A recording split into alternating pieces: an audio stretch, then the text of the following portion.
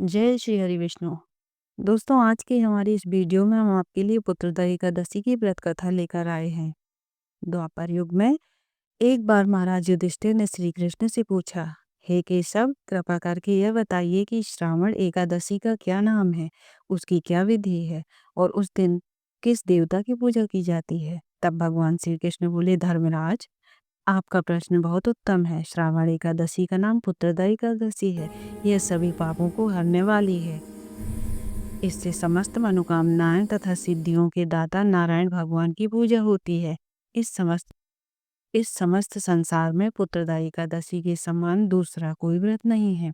पुत्रदा का अर्थ है पुत्र देने वाली, अर्थात यह व्रत निसंतान लोगों को संतान प्रदान करने वाला है। हे राजन, अब मैं आपको पुत्रदा एकादशी के महत्व से जुड़ी एक कथा सुनाता हूँ। सो ध्यान पूर्वक सुने। एक समय की बात है, भद्रावती नामक नगरी में सुकेतु नामक नाम का राजा राज्य करता था। उसकी पत्नी का नाम शैया था। राजा के पास धन, वैभव, राज्य आदि किसी प्रकार की कोई कमी नहीं थी, परंतु उसकी कोई संतान नहीं थी। इस कारण राजा और उसकी पत्नी दोनों चिंतित रहते थे। राजा यह सोचकर चिंतित रहते थे कि हमारे लिए पिंडदान कौन करेगा। बिना पुत्र के पितरों और देवताओं का ऋण मैं कैसे चुकाऊंगा। अवश्य ही मैंने पिछले जन्म में कोई बुरे कर्म किए होंगे, इसलिए मेरे पुत्र नहीं है। राजा को इस प्रकार चिंता में डूबा देख रानी शैया भी हर समय चिंतित रहती। एक दिन राजा चिंता में इतने मग्न हो गए थे कि उन्होंने अपने प्राण त्यागने का निश्चय किया, परंतु आत्मघात को महापाप समझकर वह अपना अश्व लेकर सोच विचार में डूबे हुए जंगल की ओर चले गए। वहां अनेकों प्रकार के पक्षियों और पेड़ पौधों को देखते हुए राजा आगे चलते जा रहे थे। वन में राजा ने हाथी को अपनी मादा और बच्चों के साथ घूमते हुए देखा। हिरण को भी अपनी मादा और बच्चों के साथ घूमते हुए देखा। इसे देखकर राजा सोच में पड़ गए, मैंने कई यज्ञ किए, ब्राह्मणों को भोजन कराया, फिर भी मुझे निसंतान होने का दुख प्राप्त हुआ। मैं क्या करूं? ऐसा सोचते हुए राजा आगे जंगल में चलते गए। आधा दिन बीत गया। राजा भूख प्यास से व्याकुल थे। पानी की तलाश में वह भटकते हुए एक सरोवर की तरफ गए।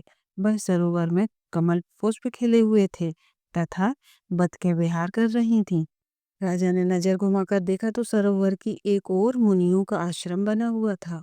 उसी समय राजा के दाएं अंग फड़कने लगे। राजा ने इसे शुभ संकेत समझा और घोड़े से उतरकर उन ऋषियों के आश्रम में गए। आश्रम में पहुंचकर राजा ने ऋषियों को प्रणाम किया और वह बैठ गए। राजा को देख मुनियों ने पूछा, हे राजन, आपकी क्या इच्छा है? राजन ने पूछा, महाराज, आप कौन हैं और यहाँ किस लिए आए हैं? कृपा करके मुझे बताएं।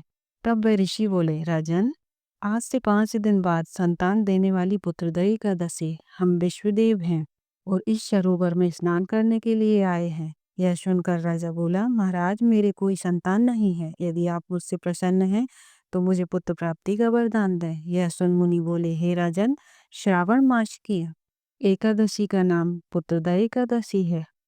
यह निसंतान को संतान प्रदान करती है।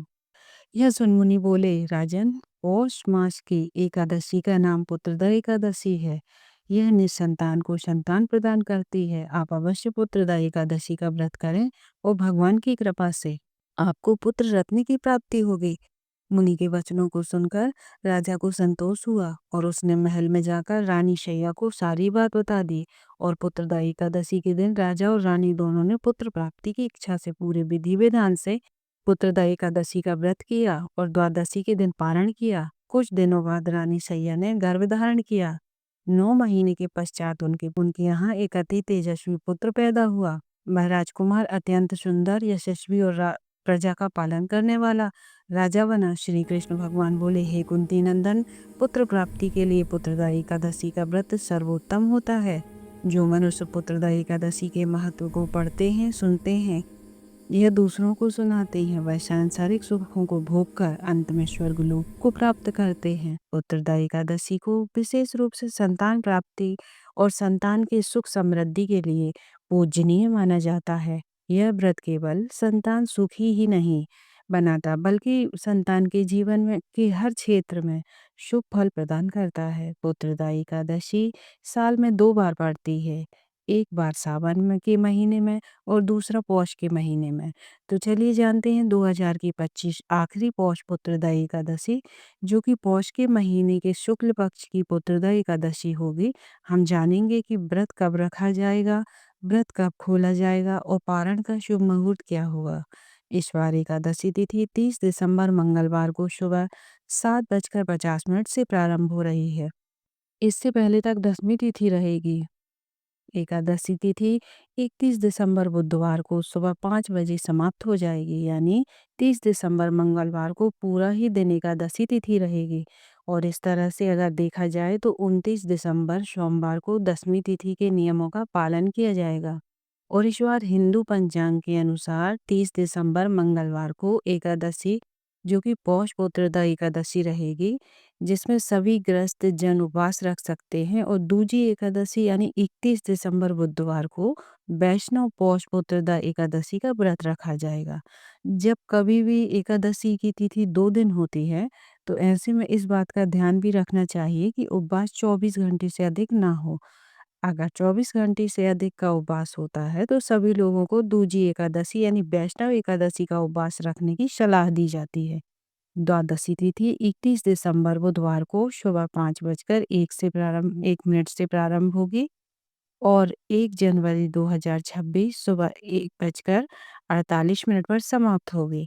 एकादशी के व्रत के दिन यानी 30 दिसंबर मंगलवार ब्रह्म मुहूर्त होगा सुबह 5:24 से 6:19 तक और सूर्योदय का समय होगा सुबह 7:13 पर और सूर्यास्त का समय होगा 5:34 पर। प्रातःकाल पूजा का मुहूर्त रहेगा सुबह 5:51 से 7:13 तक। शालीन पूजा मुहूर्त रहेगा शाम 5:34 से 6:56 तक। इस बार सिद्ध और श्राद्ध योग का दुर्लभ संयोग भी बन रहा है। सिद्ध योग प्रारंभ हो रहा है 30 दिसंबर की सुबह 4:31 से। यह समाप्त होगा 31 दिसंबर की देर रात 1:02 पर। उसके बाद साध्य योग प्रारंभ हो जाएगा। ये दोनों योग पूजा करने की और मनोकामना की पूर्ति के लिए अत्यंत शुभ माने जाते हैं। लेकिन इस पर एकादशी के दिन भद्रा भी लग रही है। भद्रा शुरू हो रही है 30 दिसंबर की शाम 6:28 से और समाप्त होगी 31 दिसंबर की सुबह 5 बजे। भद्रा में शुभ कार्यों का परहेज किया जाता है, लेकिन इस बार भद्रा का वास स्वर्ग में है। जब भद्रा स्वर्ग में हो तो यह धरती पर दुखदाई नहीं होती, इसलिए आप पूजा पाठ से संबंधित सभी शुभ कार्य कर सकते हैं। राहु काल का समय होगा दोपहर 2:59 से 4:17 तक। और आप जानते हैं 31 दिसंबर बुधवार के शुभ मुहूर्तों के बारे में। ब्रह्म मुहूर्त होगा सुबह 5:24 से 6:19 तक। सूर्योदय होगा 7:14 पर। सूर्यास्त शाम 5:35 पर। प्रातःकाल पूजा का मुहूर्त रहेगा सुबह 5:52 पर। सुबह 5:52 से 7:14 तक सर्वात सिद्धि योग इस दिन पूरे दिन रहेगा। सभी मुहूर्त अत्यंत उत्तम और सुख समृद्धि देने वाले हैं। राहु काल रहेगा दोपहर 12:24 से 1:42 तक। हरिवासर समाप्त होगा 31 दिसंबर 2025 सुबह 10:12 पर। अब बात करते हैं व्रत पारण यानी व्रत खोलने का मुहूर्त। आप पुत्रदा एकादशी का व्रत 31 दिसंबर बुधवार को सुबह 1:33 से 3:40 के बीच में खोल सकते हैं। ध्यान रहे व्रत का पारण शुभ मुहूर्त के अंदर ही करें, क्योंकि इसके बाद त्रयोदशी तिथि प्रारंभ हो जाएगी। तो चलिए जान लेते हैं व्रत की पूजा विधि क्या है। आप चाहें तो अपने घर के मंदिर में ही पूजन कर सकते हैं या आप चाहें तो अलग से एक चौकी लगाकर भी पूजा कर सकते हैं। सबसे पहले हम एक चौकी लगा लेंगे। चौकी पर हम पीले रंग का वस्त्र बिछाना है। एकादशी की पूजा में पीले रंग का वस्त्र बहुत महत्व होता है, तो हो सके तो आप पीले रंग का वस्त्र बिछाएं। अगर पीले रंग का वस्त्र नहीं है तो लाल कपड़ा भी ले सकते हैं। इसके बाद थोड़े से तिल या फूल का आसन देकर इस पर श्री हरि भगवान विष्णु के बाल स्वरूप को आपके पास जो भी हैं उन्हें विराजमान करें। गणेश जी को हम विराजमान करेंगे और भगवान विष्णु, भगवान श्री कृष्ण के बाल स्वरूप लड्डू गोपाल जी को विराजमान करेंगे। फिर हम हाथ जोड़कर संकल्प करेंगे, भगवान आज मैं आपके निमित्त यह पूजा कर रही हूँ। यह कर रहा हूँ, आप मेरी पूजा को स्वीकार करें और पूजा में हो रही गलतियों के लिए मुझे क्षमा करें। इस तरह संकल्प करने के बाद फिर हम जल के छींटे लगाकर भाव रूप में सभी को स्नान करा देंगे। फिर हम देसी घी का दीपक जलाएंगे। देसी घी का दीपक जलाएंगे। आप देसी घी का दीपक जला सकते हैं या फिर तिल के तेल का भी दीपक आप जला सकते हैं। वस्त्र के रूप में सभी देवी देवताओं को आप कलावा भी समर्पित कर सकते हैं। अगर आपके पास जनेऊ है तो जनेऊ भी समर्पित कर दीजिए। जनेऊ नहीं है तो कोई बात नहीं, सिर्फ कलावा समर्पित कर सकते हैं। लड्डू गोपाल जी को हमने वस्त्र पहनाने हैं। फिर सभी को हम चंदन से तिलक करेंगे, चंदन और रोली से तिलक करेंगे। एकादशी के व्रत में चंदन का बहुत अधिक महत्व होता है, तो चंदन से तिलक किया जाता है। सभी को चंदन से तिलक करने के बाद फिर हम तिलक के ऊपर तिल समर्पित करेंगे। देखिए, एकादशी के व्रत में चावल का उपयोग नहीं किया जाता, चावल की जगह तिल का उपयोग किया जाता है, तो हम तिल समर्पित कर देंगे। दिए में आप तिल ज़रूर डालें। उसके बाद अगर आपके पास फूल हैं तो फूल समर्पित कर दीजिएगा। फिर हम भगवान विष्णु को तुलसी समर्पित करेंगे। तुलसी आप एकादशी के एक दिन पहले ही तोड़ के रख लीजिएगा। उसके बाद, क्योंकि एकादशी के दिन तुलसी नहीं तोड़ी जाती, उसके बाद श्री गणेश जी को भोग समर्पित करेंगे। तो गणेश जी को बिना तुलसी के ही हमें भोग लगाना है और भगवान विष्णु को तुलसी युक्त भोग हमें समर्पित करना है। तो यहाँ पर तिल गुड़ से बनी हुई मिठाई का भोग आप समर्पित कर सकते हैं। और पुत्रदा एकादशी के दिन दूध का भोग आप ज़रूर समर्पित कीजिएगा। बहुत महत्व होता है इसका, दूध का भोग समर्पित करने का बहुत अधिक महत्व होता है। तो अब हमें दूध का भोग समर्पित करना है। उसके बाद हमें जल समर्पित करना है। हाथ जोड़कर भगवान से भोग ग्रहण करने के लिए निवेदन करेंगे। फिर हम दक्षिणा समर्पित करेंगे। दक्षिणा ज़रूर समर्पित कीजिएगा। दक्षिणा पूजा में हो रही कमियों को पूरा करती है। धूप दीप दिखाकर फिर हम व्रत कथा सुनेंगे। हाथों में तिल लेकर पुत्रदा एकादशी की व्रत कथा सुननी है, तो कथा ज़रूर से सुनना। कथा सुनने के बाद जो भी तिल हाथ में लिए हैं वह श्री गणेश जी भगवान को समर्पित कर देंगे और कुछ तिल हम जो हमारा जल का लोटा है उसमें डाल देंगे। तो इस तरह से हमें कथा सुननी है। कथा सुनने के बाद फिर हम आरती करेंगे धूप दीप से, बहुत प्रेम पूर्वक। हम पहले श्री गणेश जी की आरती करेंगे और फिर श्री भगवान विष्णु की आरती करेंगे। आरती करने के बाद हाथ जोड़कर पूजा में हो रही कमियों के लिए क्षमा याचना करेंगे और अपनी मनोकामनाओं को पूर्ण करने के लिए भगवान से प्रार्थना करेंगे। इस तरह से पुत्रदा एकादशी के दिन हमें पूजा करनी चाहिए। पूजा के बाद जो जल का लोटा है, यह हम सूर्य देवता को अर्घ दे देंगे। इसके बाद साथ ही जो भी भोग प्रसाद आपने चढ़ाया है वह अपने घर में सभी सदस्यों को बांट सकते हैं। और जो आपने दूध चढ़ाया है, यह भी आप चाय बना सकते हैं या बच्चों को पिला सकते हैं। जो दक्षिणा है वह अगले दिन जब आप दान देंगे तो उसी में आप ये दक्षिणा यह भी दान दे दीजिएगा। शाम के समय भी हमें इसी चौकी पर दिया जला के आरती ज़रूर करनी है। और शाम के समय जो भी आप फलाहार बनाएंगे, पहले भोग भगवान विष्णु को समर्पित करेंगे। और इस तरह हमें पुत्रदा एकादशी का व्रत करना है, पूजा करनी है। एकादशी के व्रत में अन्न बिल्कुल नहीं खाया जाता।